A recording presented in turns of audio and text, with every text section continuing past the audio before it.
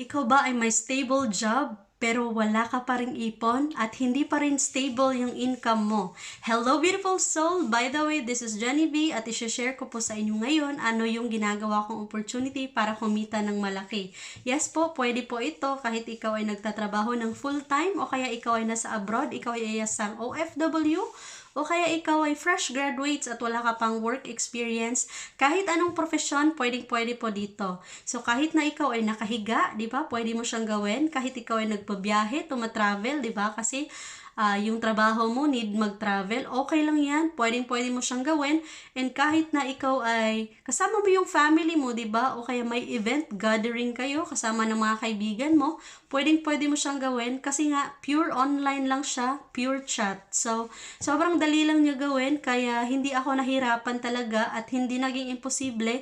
Kasi nga, kahit part-time ko lang siyang ginagawa, 2 to 3 hours per day, no? And sa free time ko lang talaga, hindi ako nahirapan kasi hindi naman tayo 24/7 na nagtatrabaho. So, ayun.